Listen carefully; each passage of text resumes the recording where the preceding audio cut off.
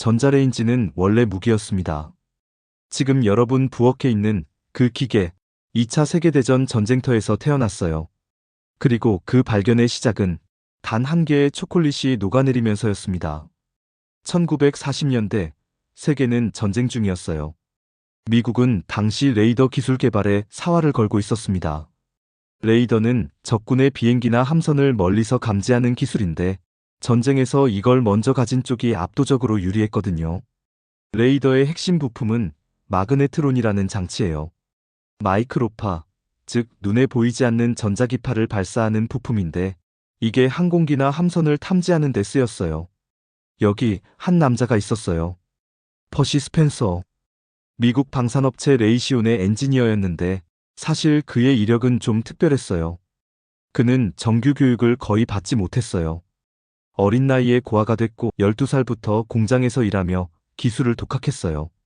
학위도 없었지만 레이시온에서 손꼽히는 마그네트론 전문가였어요. 그가 손꼽히는 전문가가 될 수 있었던 이유는 그는 숫자보다 현상을 먼저 봤거든요. 뭔가 이상한 일이 벌어지면 그냥 넘기는 법이 없었어요. 그리고 1945년 어느 날 그의 그 습관이 세상을 바꿨습니다. 스펜서는 작동 중인 마그네트론 앞에 서 있었어요. 그런데 주머니 속이 이상하게 따뜻했어요. 손을 넣어봤더니 초콜릿바가 흐물흐물하게 녹아 있었습니다.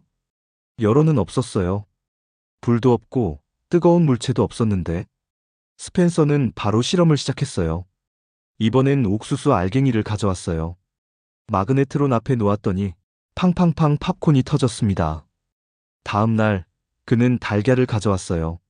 마그네트론 앞에 놓자마자 달걀이 폭발했어요. 동료 엔지니어 얼굴에 달걀 범벅이 됐다는 건 덤이었고요. 스펜서는 확신했어요.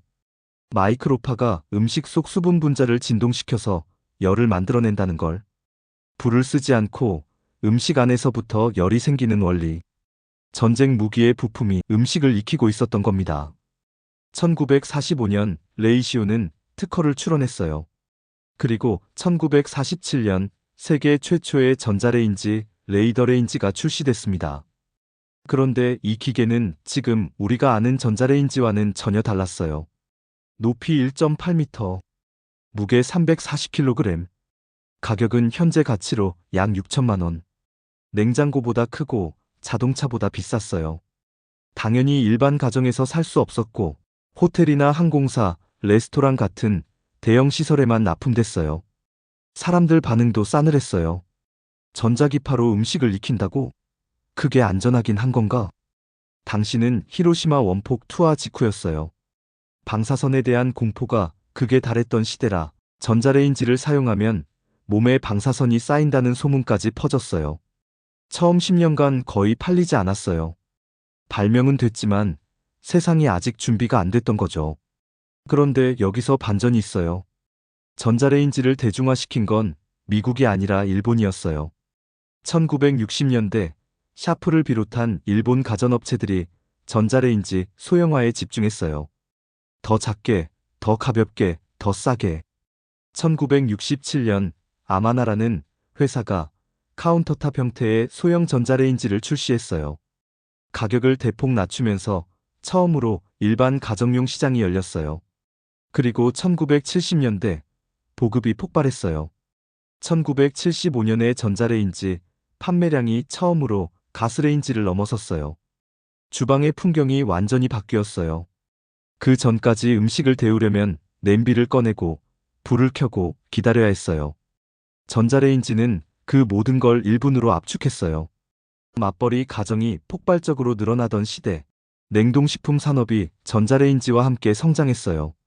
편의점 도시락, 즉석밥, 냉동만두. 전자레인지가 없었다면 지금 우리가 아는 식품 산업의 절반은 존재하지 않았을 거예요. 한국은 어땠을까요? 국내에 전자레인지가 처음 들어온 건 1970년대 후반이에요. 처음엔 수입품이었고 가격이 워낙 비싸 일부 상류층만 쓸 수 있었어요. 1980년대 삼성과 LG의 전신인 금성사가 국산 전자레인지 개발에 뛰어들었어요. 1985년 금성사가 국내 최초 국산 전자레인지를 출시했어요. 그 이후 빠르게 가격이 내려갔고 1990년대 들어서면서 전자레인지는 한국 가정의 필수 가전이 됐어요. 지금 한국은 전자레인지 없는 집을 찾기 어려운 나라가 됐어요. 편의점 즉석밥, 혼밥 문화, 1인 가구 증가. 전자레인지는 한국인의 식생활 자체를 바꿨다고 해도 과언이 아니에요. 그런데 마이크로파 기술은 부엌에서만 쓰이는 게 아니에요.